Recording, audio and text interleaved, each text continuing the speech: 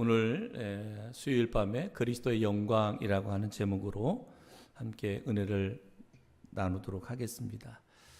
예수님께서 이 땅에 그리스도로 메시아로 오셔서 이제 마지막 공생의 마지막을 이제 예루살렘에 올라가셔서 이제 그 마지막 사역을 감당하는 그런 상황에 대한 말씀입니다. 예루살렘에 입성하실 때 겸손하게 나귀 새끼를 타고 예루살렘에 입성하셨다라고 말씀하고 있습니다. 예수님께서 태어나신 것도 베들레헴 마구간에서 태어나셨고 또 지금 예루살렘에 올라가실 때도 나귀를 타고 입성하셨습니다. 그렇지만 예수님의 명성을 들었던 수없이 많은 사람들이 큰 소리로 주님을 찬양했습니다. 예수님이 누구인지, 예수님의 사역이 어디에 있고 어떤 목적을 가지고 있는지 그것을 알고 있었던 많은 무리들, 그들이 모여서 주님을 찬양했습니다. 그런데 또 우리가 잘 아는 것처럼 그들은 또 나중에 뭐 했어요? 자신들의 뜻대로 자신들의 욕심대로 되어지지 않으니까 예수님을 십자가에 못 박으라고 그 함성으로 바뀌었어요. 주님을 찬송하던 목소리가 예수님을 십자가에 못 박으라고 하는 군중의 함성으로 이렇게 바뀌어지는 것들을 볼 수가 있습니다. 어쩌면 오늘 이 말씀을 예수님께서 우리에게 해주시는 것은 뭐냐? 이제 예수님은 공생애를 마치고 공생애를 다 마치고 이제는 부활하시고 승천하셔서 이제는 하나님의 나라, 우리를 위해서 초설 예배하러 가셨다가 다시 오실 것인데, 다시 이 땅에 재림의 주로 오실 것인데, 그때 영광의 주로 오실 때 그의 제자된 우리가 그를 정말 뜨겁게 맞이하게 될 이것을 우리에게 교훈하고 있습니다. 우리는 구원의 주님을 지금도 찬양하고 예배하고 있는데 우리에게 소망은 뭐예요? 다시 오실 주님, 이 땅에 구원자로 오셔서 이제는 마지막 이 땅을 심판하시고 우리들을 영원한 하나님의 나라로 이끌어 가실 그 재림의 주로 오셨을 때 우리가 그를 기쁘게 영광 가운데 그를 찬송할 수 있어야 된다. 이것을 오늘 예수님께서 예루살렘 입성, 그리고 그 예수님을 찬송했던 그 백성들의 모습을 보여주면서, 제자들과 그 무리들의 모습을 보여주면서 오늘 우리가 어떤 믿음 생활을 해야 되는지, 어떤 그리스도의 삶을 살아야 되는지에 대해서 교훈하고 있습니다. 예수님께서 예루살렘에 입성할 때 뜨거운 환영을 받았습니다. 그죠? 누가복음 19장 37절에 보니까 이미 감난산 내리막길에 가까이 오심에 제자들의 온 무리가 자기들이 본 바 모든 능한 일로 인하여 기뻐하며 큰 소리로 하나님을 찬양하며 그랬어요. 본 바 모든 능한 일로 인하여. 그러니까 예수님께서 공생애에 그 행하셨던 모든 일들을 그들이 보았다는 거예요. 그 일로 인하여 기뻐하며 큰 소리로 하나님을 찬양했다라고 말합니다. 예수님께서 예루살렘에 들어가시기도 전에 많은 환영 인파가 이미 거리에 줄지어서 정말 진정으로 기쁨으로 충만한 가운데 주님을 찬양했다라고 말씀하고 있습니다. 그분이 행하셨던 모든 일들, 그 일들로 인해서 그들은 주님을 찬양했다라고 말합니다. 다시 한번 말씀드립니다. 여러분, 이제 주님께서 이 땅에 재림의 주로 오실 때 그 주님을 영광 중에 그분을 찬양하고 경배할 수 있는 사람은 누구일까? 깨어있는 사람, 하나님의 영으로 충만한 사람만이 주님을 찬송할 수 있다. 주님만을 경배할 수 있다라고 하는 것입니다. 뜨거운 환영, 뜨거운 무리들이 주님의 예루살렘 입성을 환영했듯이 이 땅에 주님이 다시 오실 때 깨어있는 성도들이 뜨겁게 그 주님을 찬양할 수 있어야 된다.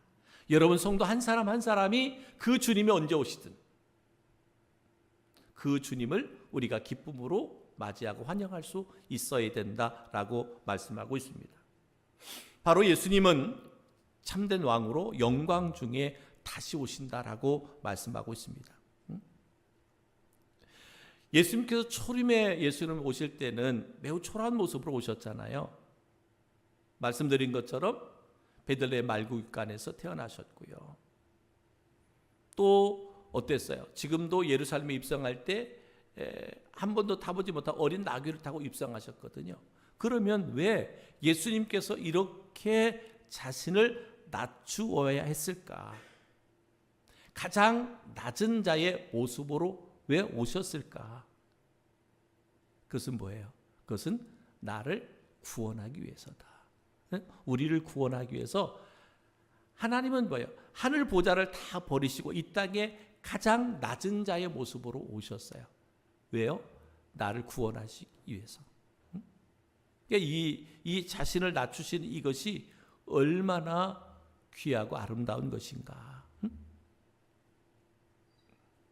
세상의 사람들은 그랬잖아요. 예수님이 이 땅에 오셨을 때 그들은 생각했습니다. 그분의 능력이라면, 그분의 권세라면, 그분이 행하시는 기적과 이적이라면 뭐예요?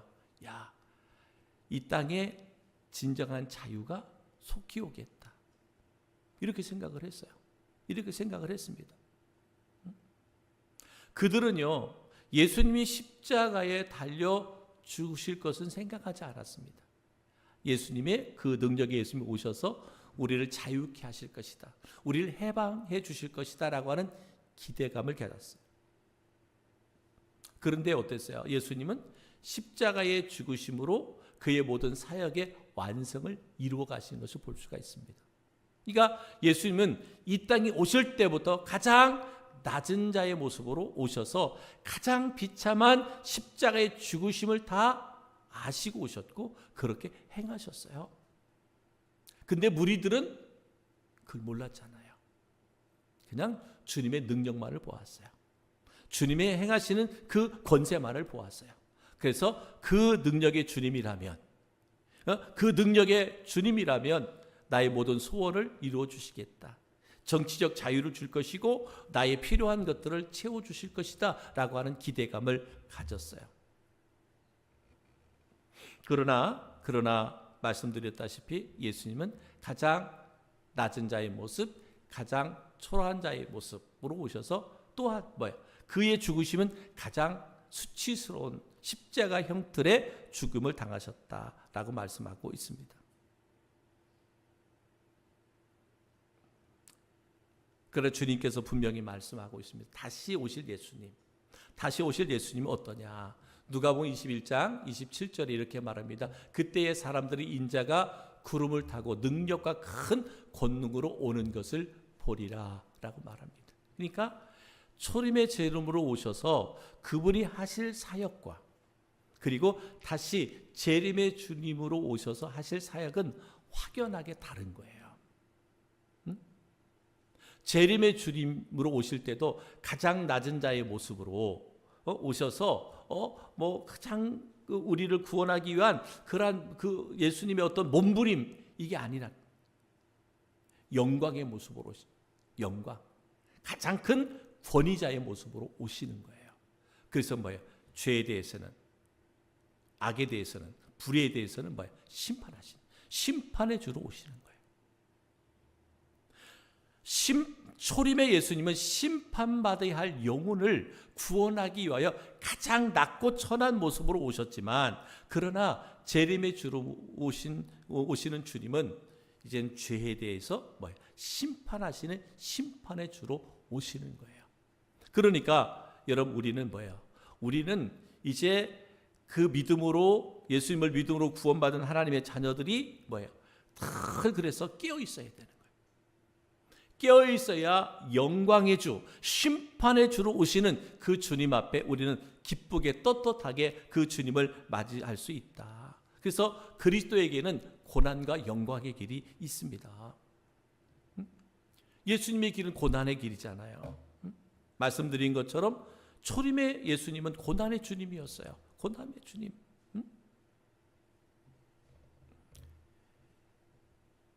이스라엘 백성들, 유다 백성들, 예수님을 따르던 무리들은 정말 이 나라가 자유함을 좋겠다. 해방이 됐으면 좋겠다. 왜냐하면 너무나 짓눌리고 너무나 오랜 기간 동안 고난과 고통 가운데 있었으니까 그 백성들은 그 능력의 주님을 통해서 우리가 자유함을 얻었으면 좋겠다, 나라가 해방되었으면 좋겠다라고 하는 그런 기대감을 가지고 있었습니다.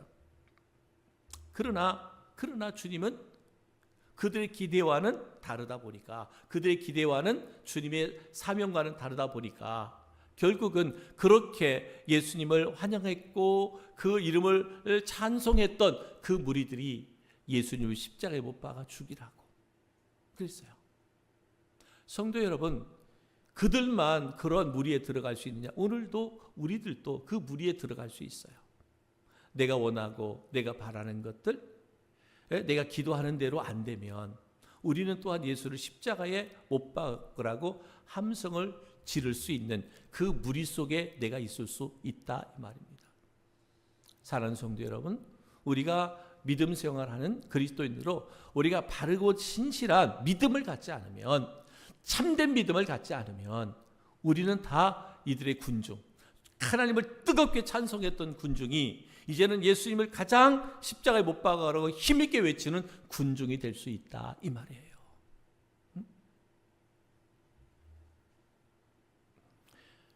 예수님께서 하늘의 영광을 위해서 나아가신 길이 고난의 길이었던 것처럼, 그렇기 때문에 우리 그리스도를 따라가는 우리의 길 역시 고난의 길일 수 있다라는 거예요. 여러분, 예수 믿음으로 하나님의 약속의 축복이 우리에게 있습니다. 그죠? 우리가 이 땅에서 복을 받는 것, 이 땅에 형통한 삶을 살아가는 것, 다 하나님이 우리에게 약속하신 축복입니다. 그런데 우리가 참된 예수님을 믿고 그 믿음의 길을 걸어가다 보면 우리가 가야 할 길은 고난의 길이에요. 분명 영광이 우리에게 주어지지만, 열매와 축복이 주어지지만 그 가는 길은 고난의 길이에요. 그러니까 고난의 길은 감당하려 하지 아니하고 오로지 하나님이 약속하신 축복만 기대하며 살아간다면 우리의 믿음은, 우리의 신앙은 상황 앞에서, 환경 앞에서, 조건 앞에서 얼마든지 무너지고 쓰러질 수밖에 없다라고 하는 것입니다. 사랑하는 성도 여러분, 예수님이 그리스도의 길은 고난의 길이었어요.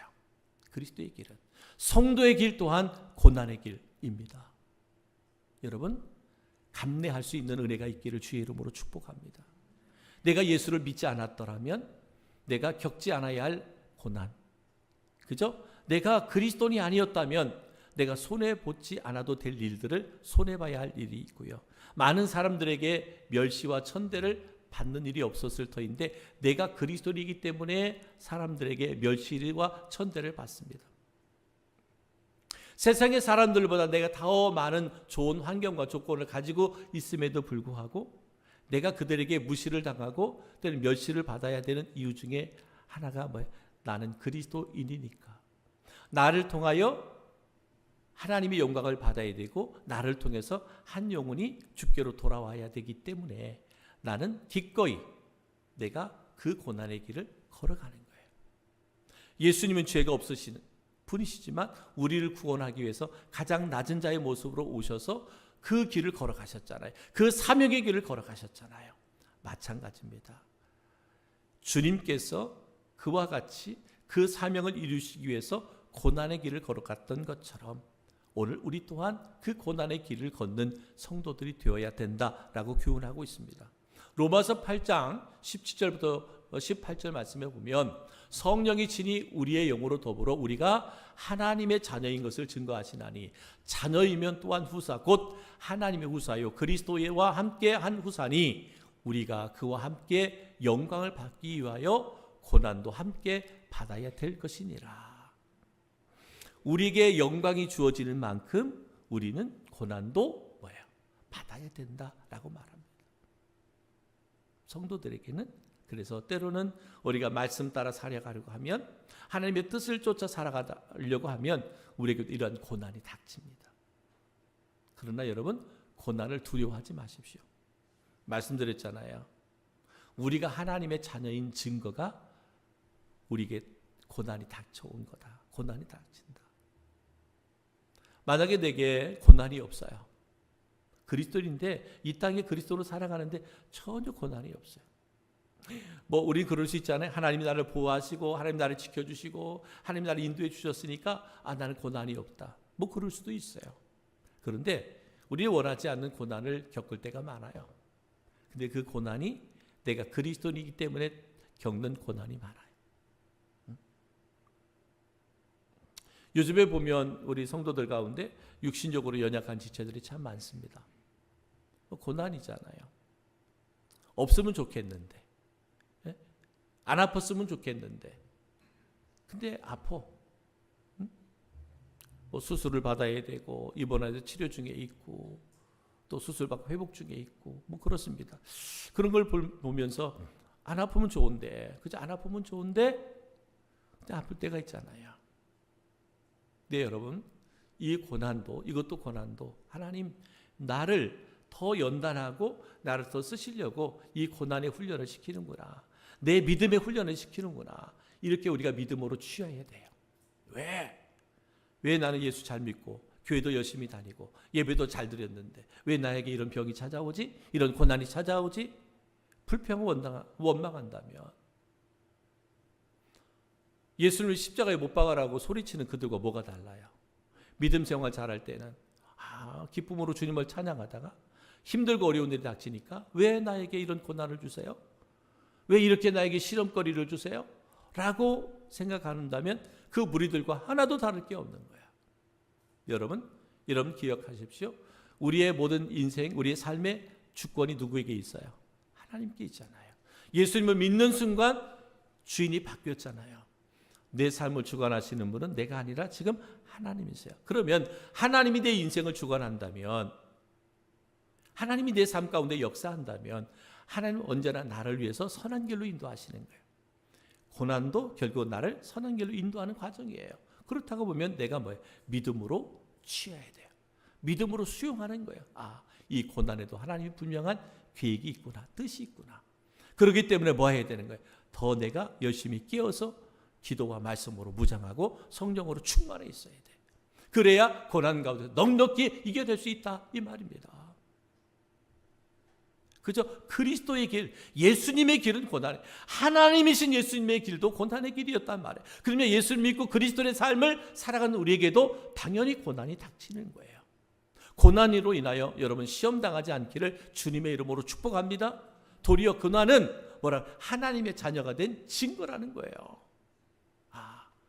내가 하나님의 자녀, 천국 백성이니까 이런 고난도 닥치는구나. 또 하나 뭐냐면 그리스도의 길은 영광의 길이다. 그리스도의 길은 영광의 길이다. 누가복음 19장 38절에 이르되 찬송하리로다 주의 이름으로 오시는 왕이여 하늘은 평화요 가장 높은 곳에서는 영광이로다 하니. 예수님께서는 세상의 일시적인 권세에 연연하지 않았습니다. 세상의 권세는 잠깐이지요. 영원한 거 없습니다. 바로 우리 그리스도께서 그리스도인의 영광의 길이라고 말한 것처럼 여러분 우리 그리스도인의 길도 첫 번째는 고난의 길이라고 그랬지만 두 번째는 뭐라 그랬어요? 영광의 길이다 그랬습니다. 하나님께서 우리가 하나님의 아버지 나라에까지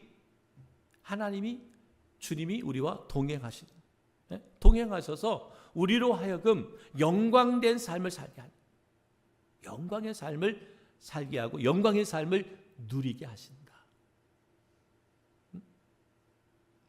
주님이 가신 그 길이 그랬던 것처럼 그렇습니다.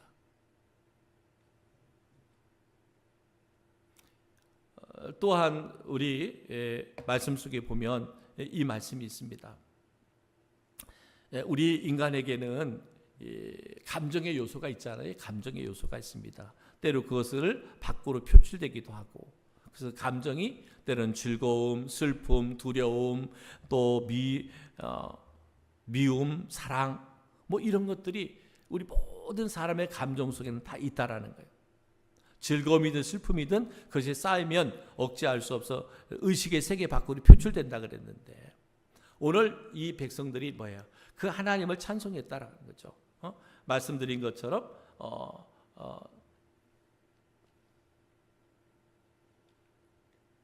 38절에 이르되 찬송하리로다. 주의 이름으로 오시는 왕이여 하늘에는 평화여 가장 높은 곳에서는 영광이로다. 그랬어요.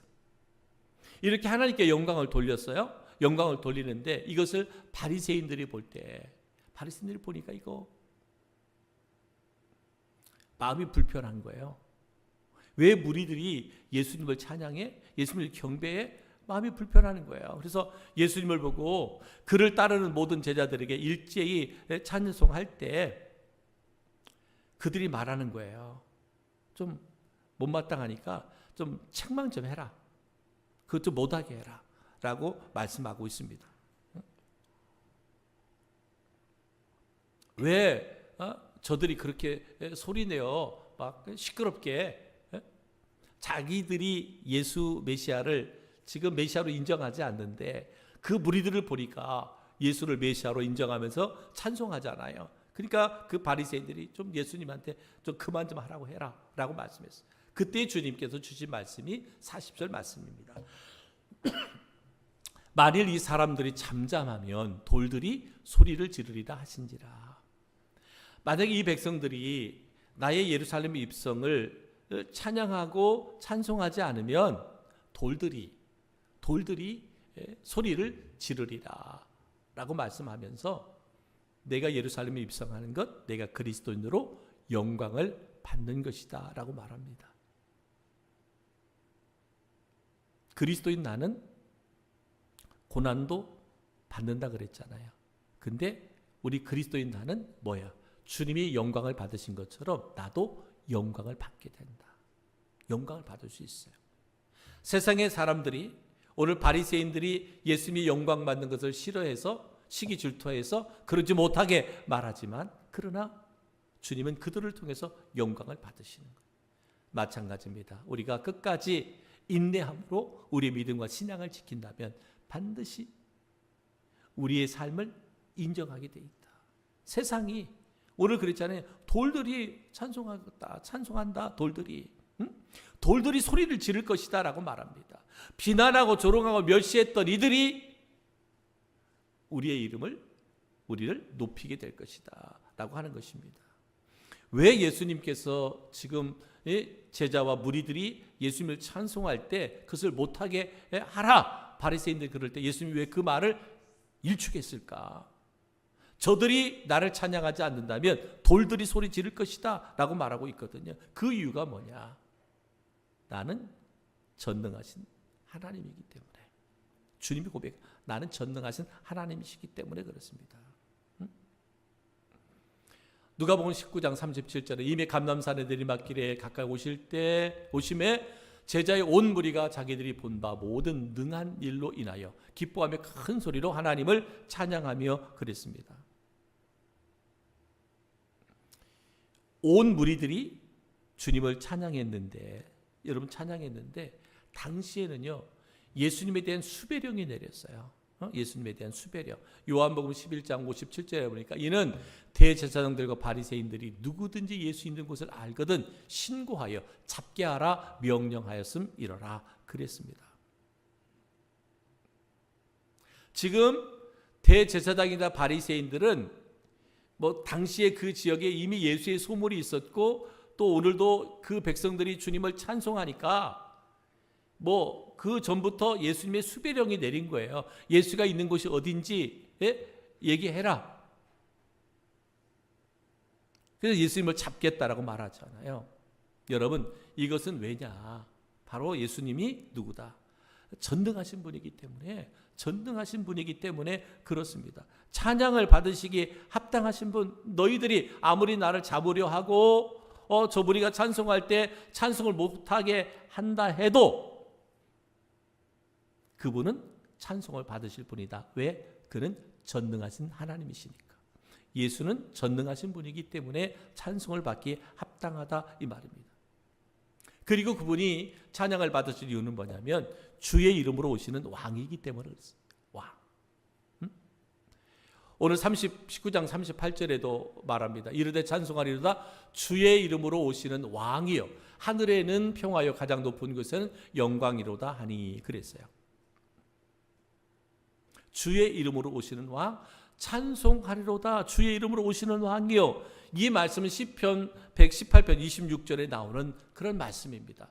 여호와의 이름으로 오는 자가 복이 있으며 우리가 여호와의 집에서 너희를 축복하였도다 라고 말합니다. 그러니까 예수님께서 이 땅에 오셔서 고난을 겪으시고 또 영광을 받으시는 것은 우연히 되어진 게 아니라 이미 구약에서부터 하나님이 예언하셨고 예언의 말씀대로 지금 이루어지고 있는 거예요. 주님이 영광 받으시는 것, 그리고 많은 무리들이 예수님을 찬송하는 것, 그러나 또 그 무리들이 예수님을 배반하는 것, 그리고 대제사장들 서기관들이 예수님을 잡아 죽이려고 하는 것들, 이 모든 것들이 다 뭐예요? 구약의 예언이었고 그 예언이 지금 성취되고 있는 것이에요. 그분이 누구라는 거예요? 만왕의 왕이다. 만왕의 왕이다. 스가랴 9장 9절에 보면 이렇게 말합니다. 시온에 따라 크게 기뻐할지어다. 예루살렘에 따라 즐거이 부를지어다. 보라 내 왕이 내게 임하시나니 그는 공의로우시며 구원을 베풀며 겸손하여 나귀를 타시나니 나귀의 작은 것 곧 나귀 새끼니라. 주의 이름으로 오시는 왕이라는 거예요. 예수님은 즉 하나님이 보내신 만왕의 왕이다. 예수님. 그렇기 때문에 주님은 뭐예요? 찬양 받아야 되고 찬양 받기에 합당한 분이다. 아무리 너희가 찬송 못하게 하세요 라고 말할 때 예수님이 단번에 거절하신 이유는 뭐냐? 바로 나는 예수 그리스도는 만왕의 왕으로 오셨기 때문에 찬송을 받기에 합당하시다라고 말씀하는 거예요. 주님의 오시면 하늘에는 평화요, 가장 높은 곳에는 영광이다. 예수님이 이 땅에 오신 것, 우리가 잘 아는 누가복음 2장 14절 말씀 봅니다. 지극히 높은 곳에서는 하나님께는 영광이요 땅에서는 하나님이 기뻐하신 사람들 중에 평화로다. 그러니까 주님이 이 땅에 오신 것은, 예수님이 이 땅에 오신 목적은 하나님께는 평화, 하늘엔 평화, 가장 높은 곳에서는 영광. 그래서 하나님께는 영광이요 땅에서는 하나님이 기뻐하신 사람들 중에 평화다. 평화의 주로, 평화의 왕으로 주님이 오셨어요. 그리고 주님은 하나님께 하늘의 영광을 올려드리기 위해서 오신 분이다 이 말이에요. 그렇기 때문에 뭐예요? 주님은 찬송을 받기에 합당하신 분이라는 거예요. 아무리 너희가 하지 못하게 방해를 한다 해도 예수님이 단호하게 그들의 말을 끊어내고 왜 하나님이 찬송과 영광을 받으셔야 되느냐, 그 이유를 분명하게 말씀하고 있는 거예요. 전능하신 하나님이시기 때문에, 만왕의 왕이시기 때문에, 또 뭐예요? 그분을 통해서 하늘에는 평화, 영광이요 땅에서는 우리 모두에게 평화를 주시기 위해서 오신 분이기 때문에 우리가 당연히 그분을 찬양해야 된다라고 말씀하고 있습니다. 그러면서 말씀하신 게 뭐예요? 돌들이라도 소리 지를 것이다. 돌들이라도 그들이 나를 찬송하지 않았더라면 돌들이 소리를 질렀을 것이다 라고 말합니다. 만일 사람들이 잠잠하면 돌들이 소리를 지르리라. 그러면서 말씀하는 거예요. 그들이 찬양할 이유가 어디에 있었느냐? 여러분, 베드로가 고백했던 마태복음 16장에 보면 위대한 고백이 있잖아요. 주는 그리스도시요 살아계신 하나님의 아들이십니다 라는 고백을 하잖아요. 그 고백을 했을 때 예수님께서 뭐라고 말씀하세요? 이걸 알게 한 것은 혈육이 아니로 내 아버지다. 이런 말씀을 주셨어요. 베드로가 고백할 수 있었던 것은 그냥 베드로가 예수님이 이게 같이 다녀보니까 예수님이 메시아네? 아니에요. 누가? 하나님이 알게 해주셨다는 거예요. 마찬가지예요. 이 시간 이 백성들이 주님을 찬송하는 것은 그냥 우연의 산물이 아니라는 거예요. 하나님이 그를 찬송하게 하셨다라고 하는 것이에요. 근데 여러분, 우리가 주님을 찬송하지 않는다고 해서 그러면 하나님이 영광을 못 받으시느냐? 예수님이 영광을 못 받으시느냐? 오늘 분명히 돌들이라도 소리 질렀을 것이다 라고 말합니다. 여기에서 우리가 얻을 수 있는 교훈은 뭐냐면, 여러분, 내가 찬송하지 않는다고 해서 예수님이 영광 받지 않느냐? 그렇지 않다라는 거예요. 내가 주의 일을 안 한다고 해서 하나님의 뜻이, 하나님의 나라가 이 땅에서 이루어지지 않느냐? 아니에요. 이루어져요. 내가 아니라도.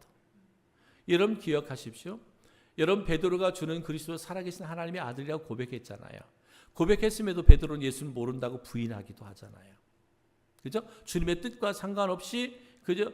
예수님을 잡으러 온 사람의 머리를, 귀를 자르기도 했잖아요. 그런데 베드로는 어땠어요? 결국은 성령을 받고 그가 회개하고 정말 하나님 앞에 존귀한 일꾼으로 세움 받았어요. 여러분 우리가 기억하십시오. 베드로 이것을 알게 하신 분, 주는 그리스도의 살아계신 하나님입니다라고 알게 하신 분이 누구라고요? 아버지시라고 그랬잖아요. 여러분 우리가 찬양할 수 있게 하시는 분이 누구예요? 아버지세요. 뭐 다르게 표현하면 성령님이세요. 그런데 우리가 영원히 찬양할 수 있느냐? 그건 보장할 수 없어. 왜? 오늘 무리들 보십시오. 무리들 보십시오. 그들이 뭐 했다고 그랬어요? 예수님을 십자가에 못 박으라고 함성을 외쳤습니다. 그렇다면 오늘 우리는 뭐 해야 될까요? 계속해서 말씀드린 것처럼 여러분 깨어 있어야 돼요. 영으로 충만해 있어야 돼요. 베드로가 예수님께서 말씀하신 것처럼 내가 너희를 떠나가면 유익이다. 내가 떠나감으로 너에게 보혜사 성령이 임하게 될 것이고 성령이 너에게 임할 때 너희는 이제는 능력을 받고 권능을 받아서 그리스도의 참된 제자가 될 것이다 라고 말씀하신 것처럼 베드로는 이와 같은 보혜사 성령의 충만함을 받았기 때문에 마지막까지 사명을 감당하고 승리할 수 있었습니다. 성도 여러분, 우리가 구원받아 하나님의 자녀가 될 수 있어요. 그리고 주님을 뜨겁게 찬양할 수 있어요. 그런데 여러분, 내가 영으로 충만하 있지 않으면 내 삶은 여전히 주님을 십자가에 못 박으라고 외칠 수 있어요. 구원받았을지라도, 구원받은 천국의 백성이라 할지라도 내 영혼이 곤고해 있고 내 영혼이 메말라져 있으면 하나님께 영광 돌려야 할 내가 도리어 주님을 십자가에 못 박으라고 주님을 저주하는 인생이 될 수 있단 말이에요. 뭐해도 구원받아도. 여러분 예수님 믿어서 구원받으면 그 구원을 잃어버리지 않잖아요. 구원은 상실되지 않잖아요. 근데 뭐예요? 구원받은 성도들도 뭐 할 수 있어요? 얼마든지 예수님을 십자가에 못 박으라고 외칠 수 있습니다. 그런 사람 많죠. 구원받았을지라도 주님 저주하는 사람들 많습니다. 왜 그래요? 영적으로 깨어있지 못하니까. 그죠? 성령 충만하지 않으면 그럴 수 있어요. 우리의 삶에서 여러분, 우리의 삶에서 우리 그리스도인이라면 하나님의 자녀고 천국의 백성이라면 우리는 뭐예요? 날마다 삶에서 감사 찬양해야죠. 그죠? 감사하고 찬양하고 그 이름을 영화롭게 하는 삶을 살아야 되잖아요. 그런데 그렇지 못할 때가 많죠. 그때를 여러분 생각해 보세요. 그렇지 못할 때는 언제예요? 내가 영적으로 메말라져 있을 때잖아요. 영적으로 많이 곤고해져 있을 때잖아요. 영적으로 많이 지쳐 있을 때잖아요. 그때는 뭐냐? 감사가 없죠. 감사가 없어요. 기쁨이 없어요. 찬양이 메말라져 가잖아요. 헌신이 메말라져 가잖아요. 반대로 뭐예요? 내 입술에 늘 불평이 나오죠. 원망이 나오죠. 누구를 정죄하고 판단하잖아요. 그게 뭐예요? 그게 예수님을 십자가에 못 박으라고 외치는 그들의 외침이나 믿는 자, 구원받은 나의 입술에 불평, 원망, 정죄, 판단하는 것들, 이것이 뭐예요? 그들이 함성하고 뭐가 다르다고 말할 수 있어요? 내게 구원이 있음에도, 내가 하나님의 자녀가 되고 천국 백성이 되었음에도 불구하고 내가 영적으로 메말라져 있으면, 지금 영적으로 내가 지금 공고해져 있으면 얼마든지 나는 그럴 수 있다라는 거예요. 여러분 오늘 우리에게서 주시는 말씀의 핵심은 뭐예요? 그리스도의 영광. 예수님은 이 땅에 영광 받기 위해 오셨습니다. 영광과 함께 예수님의 뭐도 있었어요? 고난도 있었어요. 그런데 그 영광과 고난은 오늘 우리 그리스도인에게 동일하게도 영광이 주어지고 고난이 주어집니다. 이것이 십자가의 길이에요. 사랑하는 성도 여러분, 저는 우리 성도 한 사람 한 사람이 믿음으로 깨어서 그 길을 걸어갈 수 있기를 주님의 이름으로 축복합니다. 그래서 우리가 주님 앞에 설 때 부끄럽지 않도록, 주님이 가장 기뻐 두 손을 벌리고 나를 환영할 수 있도록, 기쁨으로 그 품에 안길 수 있도록 깨어있는 성도들이 되기를 주의 이름으로 축복합니다. 성령 충만한 성도들이 되기를 바랍니다. 그러기 위해서는 우리 교회라고는 이 공동체가 건강해야 돼요. 응? 날마다 생명수가 흘러넘칠 수 있도록 늘 깨어 기도하고 말씀으로 영으로 충만해 있어야 됩니다. 여러분이 그러한 믿음의 일꾼들이 되기를 바랍니다. 헌신된 일꾼들이 되기를 바랍니다. 충성된 일꾼들이 되기를 바랍니다. 하나님께서는 저희 교회를 구원의 방주로 세우셨어요. 세상 어둠 속에 방황하는 영혼들, 삶이 공고하고 지친 영혼들, 그들이 저희 교회에 나와 예수님 만나고 생명수를 공급받아서 믿음과 신앙과 삶이 소성케 되어지는 그런 역사가 일어날 수 있는 그런 공동체가 될 수 있기를 우리 주님의 이름으로 축복합니다. 오늘